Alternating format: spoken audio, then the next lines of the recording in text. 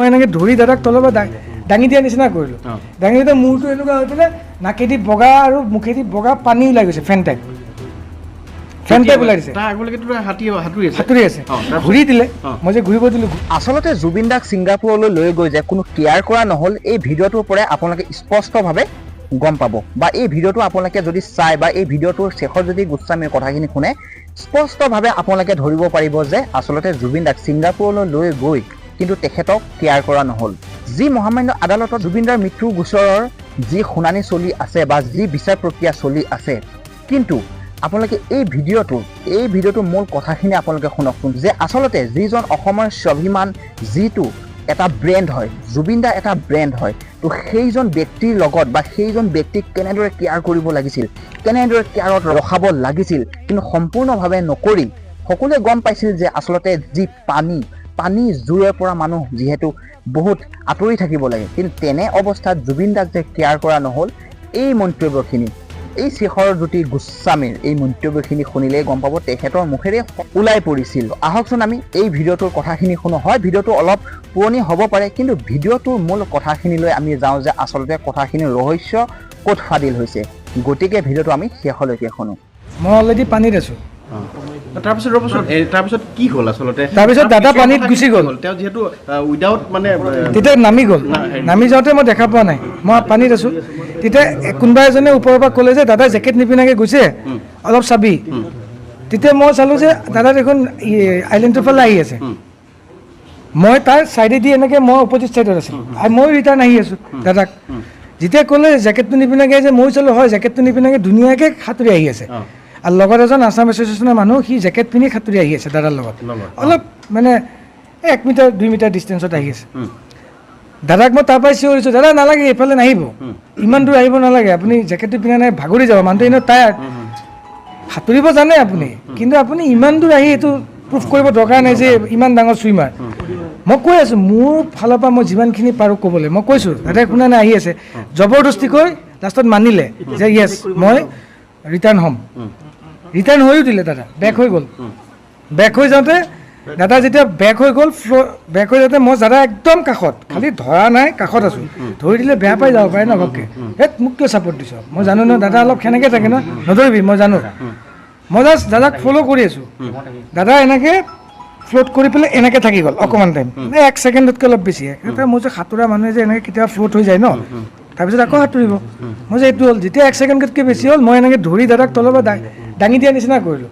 দাঙি দিওঁতে মূৰটো এনেকুৱা হৈ পেলাই নাকেদি বগা আৰু মুখেদি বগা পানী ওলাই গৈছে, ফেন টাইপ ওলাই দিছে। সাঁতুৰি আছে, ঘূৰি দিলে, মই যে ঘূৰিব দিলোঁ, ঘূৰিলে। ঘূৰাৰ পিছতে ফচকৈ এনেকৈ নাকেদি আৰু মুখেদি বগা ফেন টাইপ ওলাইছে, বমি নহয়, ফেন টাইপ ওলাইছে। মই ফেনটো দেখি ভয় খালোঁ, লগে লগে বমি কৰি দিলে। বমিটো বিয়েৰ গুনাইছে। তাৰ আগত বিয়েৰ এটা খাইছিল, সেইটো মই নিজে দেখিছোঁ। ওপৰত ইয়াকখনত আমি পানীত নামাৰ আগতে সৰু বিয়েৰ এটা লৈ খাই আছিল, আৰু মাংস এপিচ খাইছিলে। সেই মাংস পিচ আৰু বিয়েৰটো তেতিয়া ওলাই গৈছে, আৰু বিয়েৰ গুনাইছে, মানে পানীটোৰ ওপৰত যে পৰিছে। মই একদম লগত আছোঁতো, গোন্ধটো পাই গৈছোঁ, গাটো পৰিছে মোৰ। মই চব বিয়েৰটো ওলাইছে, অ'কে এতিয়া চাগে ভালে হৈ যাব। তাতে চৰচনি খোৱাৰ নিচিনা গেছ টাইপ ওলাই গৈছে চাগে। কেতিয়াবা ষ্টুডিঅ'টো এনেকুৱা কৰে, হিকটি মাৰি কেতিয়াবা বমি কৰি দিয়ে। বমি কৰিলে অলপ পিছত এনেকৈ থাকে, ঠিক লাগিছে। মই কৈছোঁ কিয়, অকণমান ভাত খাওঁ, খুৱাওক এতিয়া।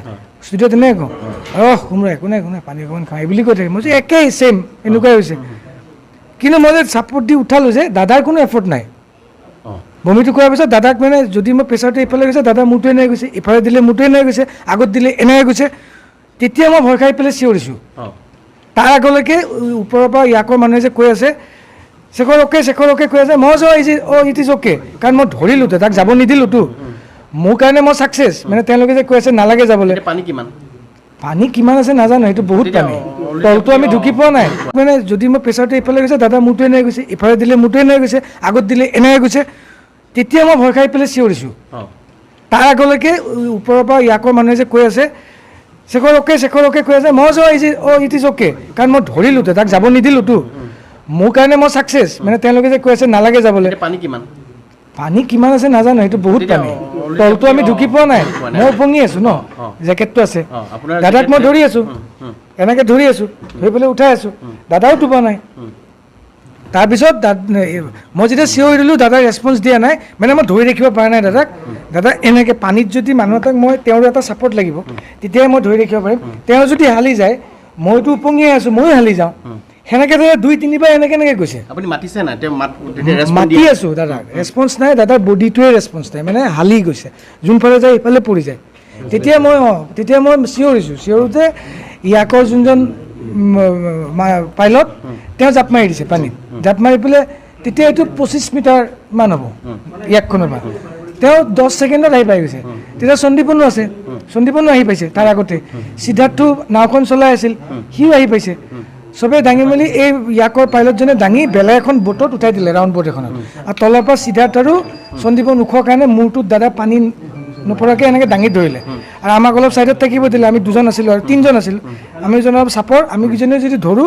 তেতিয়া এই বোটখন আগবাঢ়ি নাযায় মানে প্ৰেছাৰটো বেছি পৰি যায় আমি তাতে বহি দিলোঁ বহি দিয়া নাই পানীতে উপঙি থাকিলোঁ গ'ল পিছে আমিও আহিছোঁ আহি লগালগ দাদাক ইয়াকখনত উঠাই সন্মুখৰ এইখিনি বাৰাণ্ডা টাইপ আছিল মানে ইয়াকখনৰ কাঠৰ এনেকুৱা ফ্লটিং তাতে পেলাই ভৰিটো মানে আধা বাহিৰতে ওলাই আছিল মই সেইকাৰণে ইমানমান পানীত শ্লেপখনত উঠি মই ভৰিখন যিমান পাৰোঁ গৰম কৰি আছোঁ আৰু পাইলটজনে দাদাক CPR দি আছে বুকুত আৰু আমাৰ সন্দীপনে মুখেদি এনেকৈ টানি এইটো কিবা কৰি আছে সেনেকৈ 10 মিনিটমান কৰোঁতে আমাৰ ইয়াৰ পাইলট এইটো সাগৰৰ যে থাকে ডক্টৰ এণ্ড কিবা এই আমাৰ পুলিচৰ হওক কিবা হওক সেইবিলাক আহিল আহি তেওঁলোকে জাপ মাৰি নামি আমাৰ নাওখনত উঠি তেওঁলোকে CPR দিছে সন্দীপন যিহেতু পুলিচৰ মানুহ সি যেতিয়া ক'লে মই পুলিচৰে মানুহ বুলি তেওঁক ক'লে কি ঠিক আছে আপুনি মুখেদি এইটো কিবা পাম্প কৰে যে সেইটো কৰক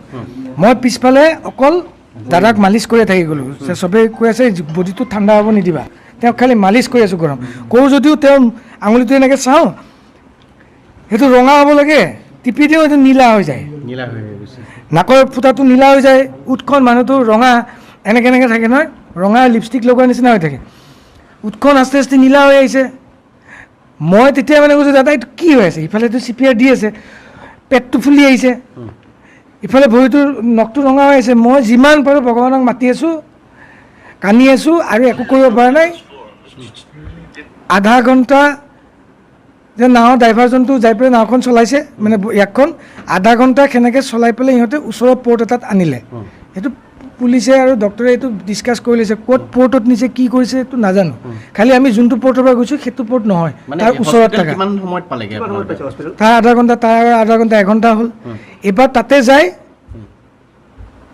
মানে এই আমাৰ পৰ্টটোলৈ যায় পৰ্টটোত যেতিয়া পাইছে তেতিয়া তাতে এক্সট্ৰা মেডিকেল টীম ৰখি আছিল তেওঁলোক দৌৰি আহিল আহি পেলাই তেওঁ মেচিন চেচিন লৈ আহিছে আহি পেলাই দাদাক তাতে মেচিন চেচিন লগাওঁতে তেতিয়া আমাক চবকে ছাইড কৰি দিছে তাতেও 25 মিনিট আধা ঘণ্টা তেওঁলোকে কিবা কিবি কৰিলে তাৰপিছতহে দাদাক হস্পিটেল লৈ গৈছে কিন্তু দাদাৰ লগত সিদ্ধাৰ্থ গৈছে আৰু আমাক কাকো তাতে যাব দিয়া নাই আমি তাতে আৰু 45 মিনিট 1 ঘণ্টা সময় সেনেকৈয়ে থাকি গ'লোঁ থকাৰ পিছত ৰিজাল্টটো আহিছে দাদা নাই মানে হস্পিটেলত কিমান সময় পিছত আপোনালোকক জনাইছে যে নাই হস্পিটেলত 45 মিনিটমান পিছত সেইটো মানে ধৰক তাৰে টাইমত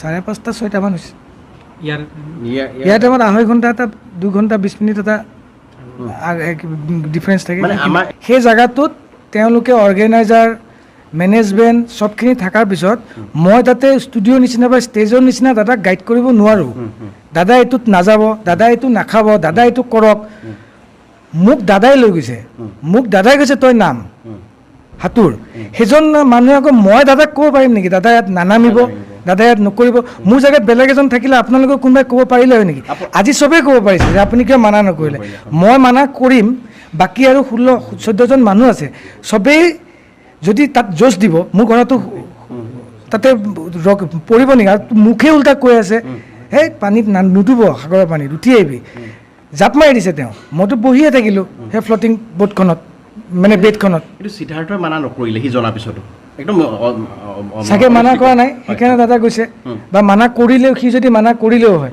তাৰপিছতো যদি গৈছে সেইটো দাদাই কাৰো কথা নুশুনে সেনেকুৱা হ'ব পাৰে মানাটো ডাইৰেক্ট কৰাটো মই দেখা নাই তাৰপিছত দাদাই ধুনীয়াকৈ সাঁতুৰি পেলাই তাতে যে এনেকৈ শুই দিয়া নিচিনা হ'ল তেতিয়া আমাক চবকে কৈ আছে উদ্দেশ্যি পেলাই যে বঢ়িয়া লাগে ইয়াতে শুই এইটো যে এনেকৈ শুই দিছোঁ একদম বিচনাত থোৱা নিচিনা লাগে দেখিছ নুডুবে এতিয়া নুডুবে অঁ শুইছে ওপৰলৈ মুখ ওপৰে যে এইটো নুডুবে তো নুডুবে মানে মই ভাবি আছোঁ দাদাই যে কৈছে নুডুবে এইটো এই লাইফ জেকেটটোৰ কাৰণেও ডুবা নাই নে সাগৰৰ পানীয়ে নুডুবাই সেইটোতো মই গম নাপাওঁ কিন্তু তাৰপিছত দাদা উঠি আহিছে উঠি আহি আকৌ চুইমিং কৰিছে চুইমিং কৰি সন্দীপনৰ লগত আকৌ চেল্ফি উঠিছে উঠি পেলাই দাদা ওপৰত উঠিল আফটাৰ ডেট দাদাই যিহেতু এক্টিভিটিছখিনি দেখালে ইহঁত অলৰেডি পানীত সাঁতুৰি আছে তেতিয়া মই ভাবিলোঁ কি এতিয়া এইটো নুডুবে ময়ো যাওঁ সিহঁতে কৈ আছে তেতিয়া ময়ো যাই ফ্লট কৰি দেখিছোঁ হয় নুডুবে দেখোন ভালেই লাগিছে একলেণ্ডত যেনেকুৱা লাগে একজেক্টলি সেনেকুৱা লাগিছে মই এইটো ফ্লট কৰি আছোঁ